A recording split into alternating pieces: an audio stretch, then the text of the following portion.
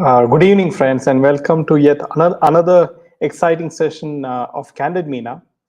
And we have a lot of interesting news lined up for you today, especially with the fact that, very interestingly, there's an update, and it is with regards to the SSR case.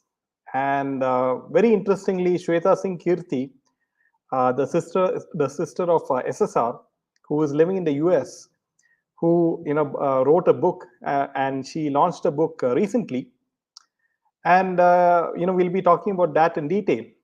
And so, friends, if you do like our content, make sure to hit that like button. And tomorrow, friends, do not forget to tune in tomorrow on Candid Meena, because we are going to have our very special guest yet again. We'll be having Samir Wankade ji tomorrow at 11 a.m. And make sure to tune in live. And it will be a very, very interesting session, and it will be an exclusive on Candid Meena. So welcome, Gloria ji. Welcome, each and everyone. So, friends, starting with a very interesting news. Welcome, Shanti ji. So now, what is very interesting is that a lot of OTT platforms have been banned by the government, and it is quite interesting to see that out of the 18 banned OTT apps, one app had more than 1 crore downloads, while other two had over 50 lakh downloads on Google Play Store. The center has blocked 18 OTT platforms, 19 websites, 10 apps on which is 7 on the Google Play Store and 3 on the Apple Store, and 57 social media accounts in India.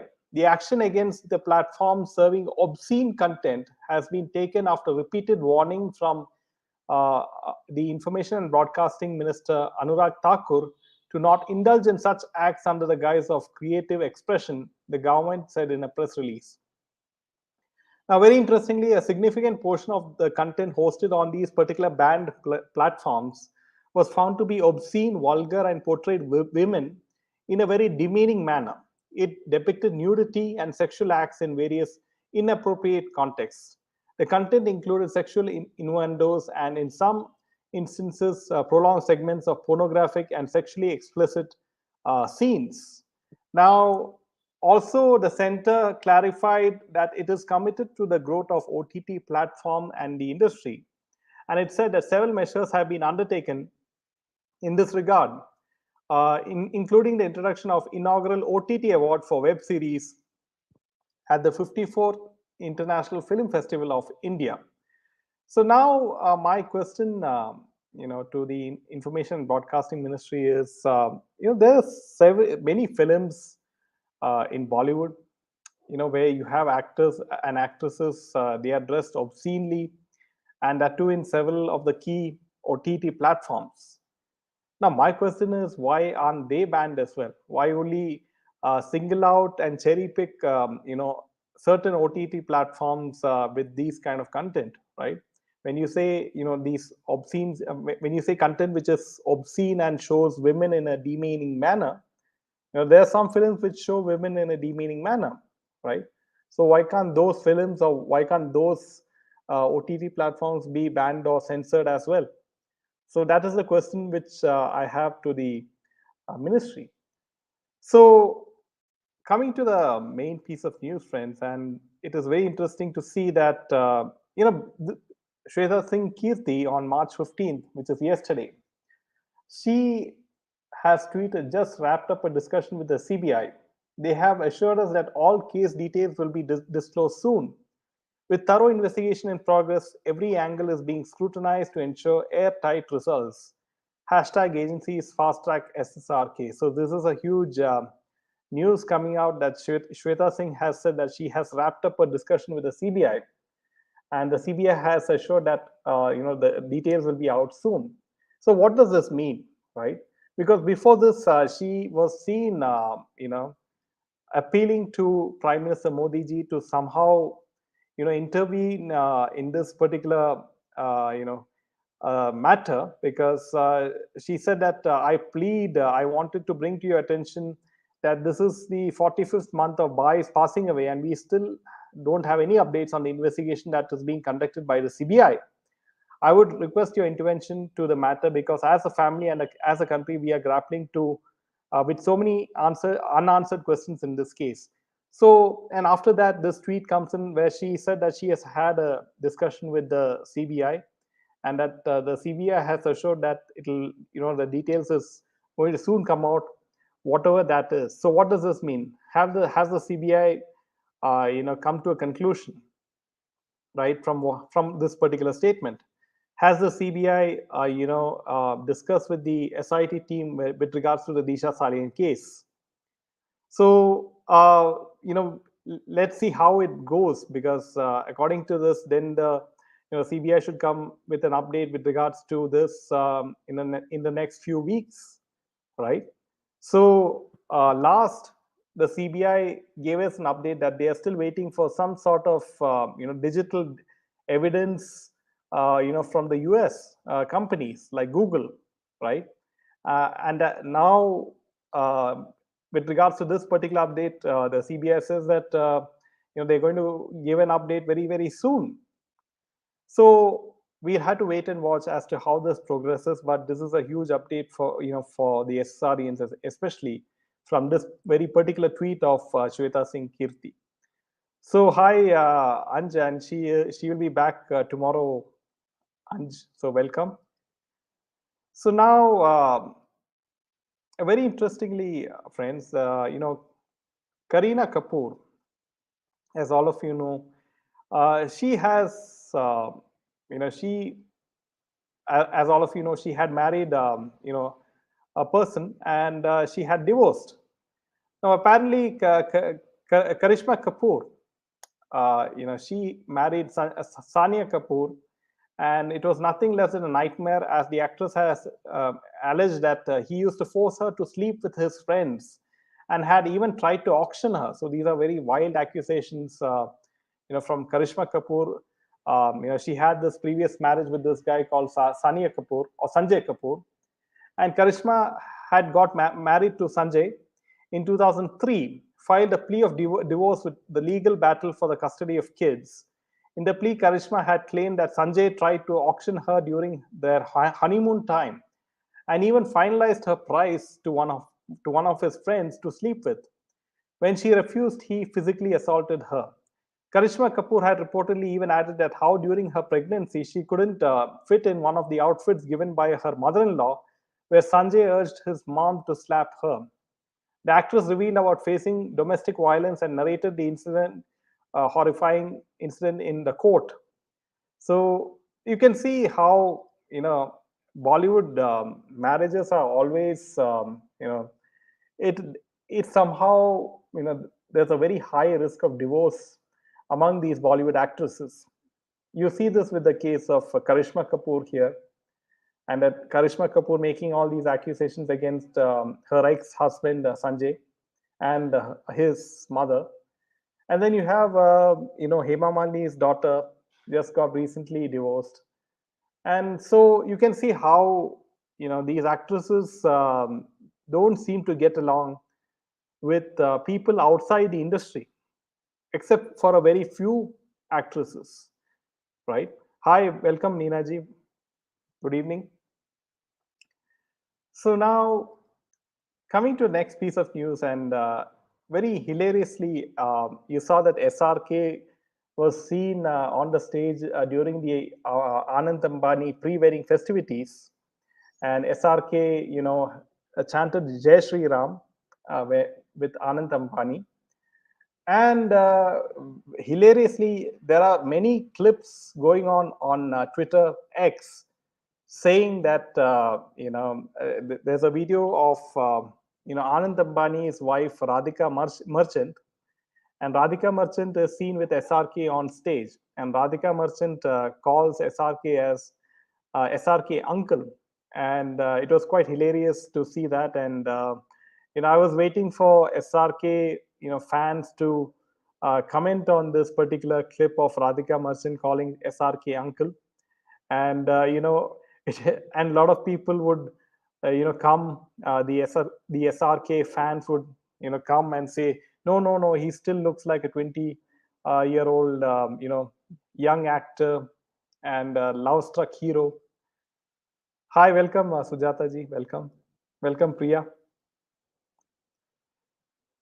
So now, SRK does not have any film this year, as we all discussed, and he's busy promoting his son Aryan Khan's brand, Devil, the streetwear, and that is what is up with him. And SRK is trying to stay relevant, some in one way or the other, because we had the UK singer Ed Sheeran, visiting SRK just recently, and SRK was teaching Ed Sheeran, how to do the SRK pose, and that was the latest on that. SRK is forever in this pose.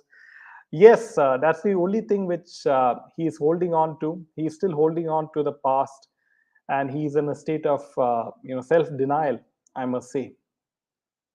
Good evening, Dhanashree. Welcome. So now coming to the next piece of news, friends, and this is very interesting. And we earlier said that the OTT platforms are taking over from the film, the box office business, until and unless that film is very, very gripping and has nationalist sentiments, has value of Sanatan Dharma. That film is not doing. The chances of that film doing well in the box office is quite less, and we have seen that Bollywood films flopping left and right, many of them going into financial difficulty. And now Karan Johar comes out in an interview, a very, very interesting interview, in which he is discussing about the business of the film industry. And now Karan Johar, who runs Dharma Productions, as all of you know, he listed how the financial success of a film is dependent on the budget it's being mounted on. And the director of some of the biggest blockbusters, so this is what how they word it. Like, it's no doubt that Karan Johar has made a lot of hit films back in the 90s and 2000s, right? And now this is what he says: there's a recovery from satellite, which is at an all-time low right now, because digital is the big thing. There is digital recovery, which is a large part of your pie. Then there's a music component. If you have the brand value for music and your film is a musical enough, fourth is your estimated box office potential worldwide, the lowest possible number as per the genre. You put a number to all this. That's the best model, which sometimes doesn't work when you go way beyond your budget. Ideally, your budget should equal these four components. And before the film is released and manages to clock in numbers, it is usually arrived in cinemas with a marketing fanfare, which now includes memes, Instagram reels, and even GIFs. None of this matters, Karan says, if the film isn't good. Nothing can salvage a bad film, and nothing can stop a good film. The marketing is all vanilla icing, but if your cake isn't solid, then nothing matters. So also, friends, Karan Johar also said in another interview that he can make any bad film look good with very good PR. And this is what happened with films like Jawan, films like Patan. They had very, very good PR budget, and they made those films look like 1,000 crore business, when we clearly know it is not. So also in this particular interview, he said that going to streamers after making a theatrical film is more profitable. When you make a digital film, you get a percentage of the profit, that is assured, but the numbers aren't that large. Digital is a volume game. You have to make 10 things to really make money. If I just make one show a year or a film, that is not much, which means to say that if a producer or a filmmaker concentrates on the OTT platforms, he has to make 10 series or 10 films to make some decent amount of money for himself.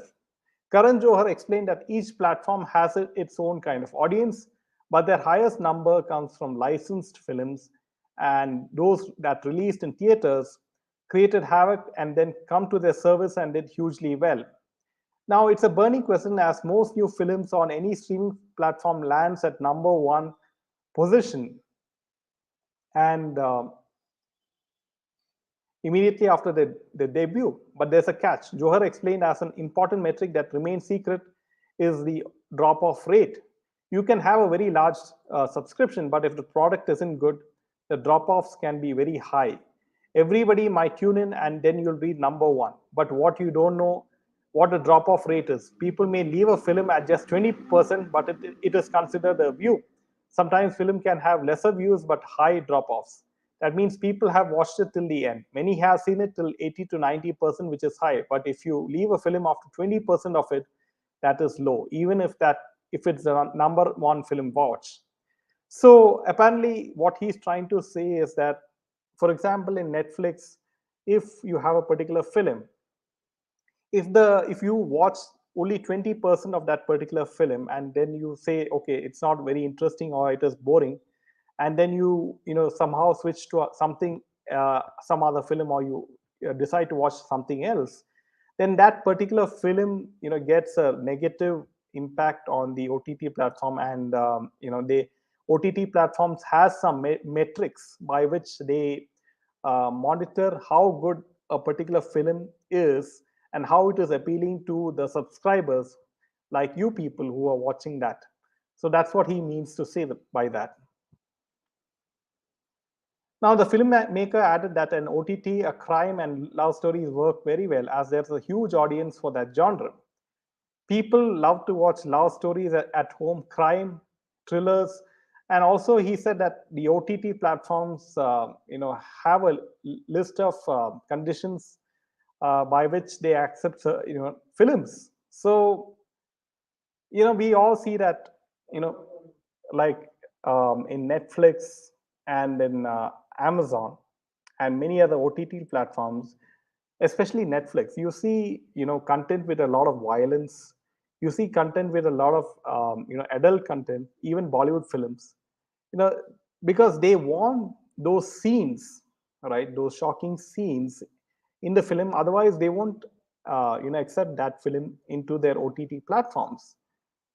And unfortunately, you have a film like Animal, which has a lot of violence, and it is accepted into these OTT platforms. So yeah, we'll just take a few comments. SRK is better than other Khans, whatever it is, says Laju. Radhika is not supposed to call SRK uncle. He should be called grandpa, says Dhanashree. He's of that age where she can call him uncle. That's another thing, that he's in self-denial. Yes, Gloria. Filmy Companion channel by Anupama Chopra gave a bad review for movie Buster. Yes, any of these films which are outside the Bollywood ecosystem, all, even if it's a good film, they will rate it very badly. If it is Kashmir Files, if it is Kerala Story, and now Buster, you can see that those Bollywood friendly, movie journalists, they will always give negative reviews, or they will say to stay off from, from watching that particular film. We have seen that a lot of Sushant Singh Rajput's films were given a lot of negative reviews purposefully because he did not, listen to the Bollywood cabal. So coming to the next piece of news, and this is quite hilarious. Now, Sara Ali Khan recently, she had an interview, and what was very interesting, she took part in some Indian fashion show, and she said that Indian clothes are incredibly comfortable to wear on a daily basis. The Western version is quad sets, and the world seems to have really embraced that style too. Sada further mentioned, more than anything, as public figures, it is our duty to promote our culture at a fashion and clothing level as well, so that everyone else can get inspired and influenced. The actress said, talking about it, she said that sharing her love for simple clothes, I like to keep things simple, and that's why I love wearing simple kurtas. So, I mean, you can see the kind of hypocrisy that these actresses have, right? Whenever they go for any Bollywood award function or international award function, they expose themselves so much, right? You've seen that with the case of Disha Patani and all those people, Mauni Roy. And then you have, Sara Ali Khan saying that, Indian clothing is the best, most comfortable clothing. And, it is in this way that she's trying to influence people. But we have seen that Sara Ali Khan expose herself in many functions, and you can see the kind of hypocrisy seen. Buster movies should be promoted as it is exposing the leftist lobbies. Yes, Dhanashree, and the only way of promoting this film is by spreading awareness, by talking about it. If you keep if you keep it to yourself, then there's no point, right? Be it sustaining a movement like the SSR movement or the boycott Bollywood movement. Once people sort of become lethargic or they just give up, then that movement dies, unfortunately. Now, friends, as all of you know, that the election dates are out, and BJP is, undoubtedly, from what it looks like, they are well on their way to cross 400 seats. Now, the Election Commission of India announced that the Lok Sabha election will be held in 7 phases, and it will be slated for June 4th, the assembly elections. So, very interestingly, Amit Shah reacted to the Supreme Court's verdict on electoral bonds, saying that the scheme was an initiative to end the domination of black money in Indian politics. He said the scheme could have been improved rather than scrapped. Electoral bonds were introduced to end the influence of black money on Indian politics. I fully respect the Supreme Court decision, but I feel that instead of completely scrapping it, it could have been improved.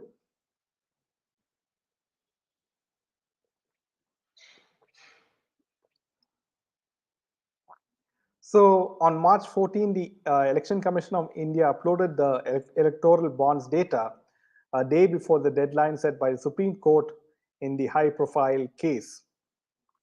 So what is very interesting is it also ordered the SBI to disclose the details on donors, the amount donated by them, and the recipients. So clearly, the SBI will be, giving the list of donors and the list of maybe a lot of companies which is financing these political parties, and we'll have to wait and see how the BJP is going to tackle this, right, in the future, because this is a huge development, and we'll have to wait and see how SBI also goes forward in the situation.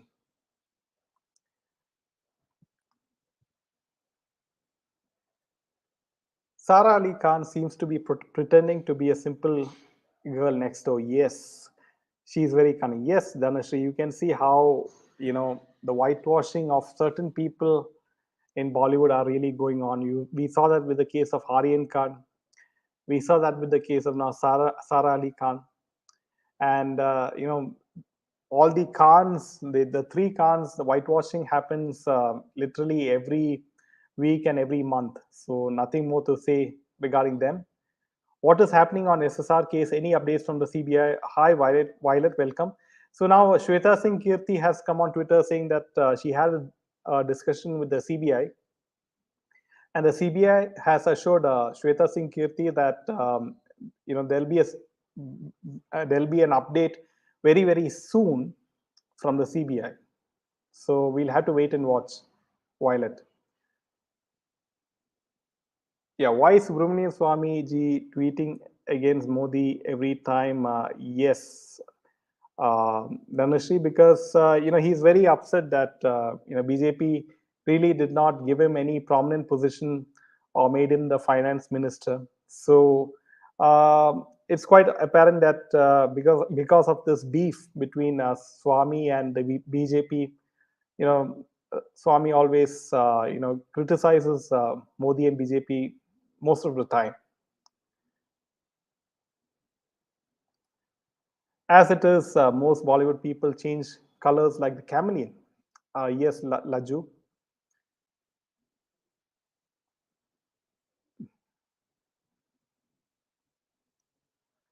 Yes, Violet Ji. So, at this moment, I see we in Candid Meena have always wondered why the SSR sisters are not aggressive enough, and they are not, aggressive or passionate enough to follow up on the SSR case like Rabia Khan, right?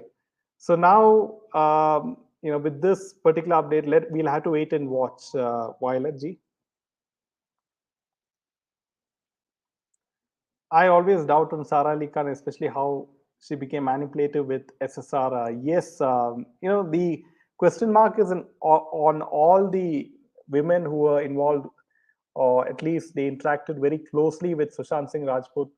All the actresses, I mean, we have actresses like Sara Ali Khan. Then you had Ankita Lokhande, of course Riya Chakravarti, and then you had Kriti Sanon, right? If you remember. So all the question marks are on each of these actresses, and now Ankita Lokhande has used this relationship to her advantage, as we have seen in Big Boss, and then she had now there's not much news of her, so that is one way of staying in the news, because Ankita Lokhande we all know because of Sushant Singh Rajput.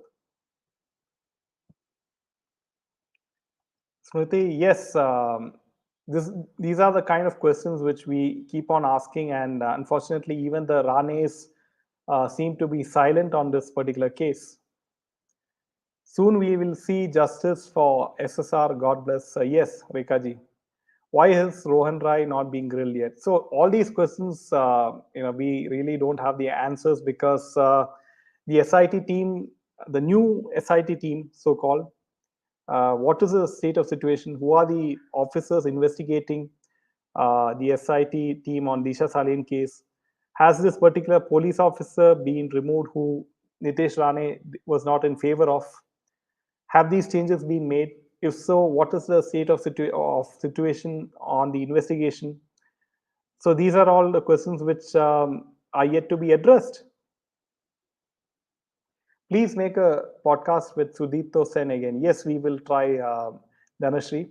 So friends, don't forget that tomorrow is a big day for Candid Meena, because we will be having a very interesting interview with Samir Wankade tomorrow. And don't forget to, it'll be at 11 a.m. in the morning. So until then, uh, make sure to enjoy your weekend.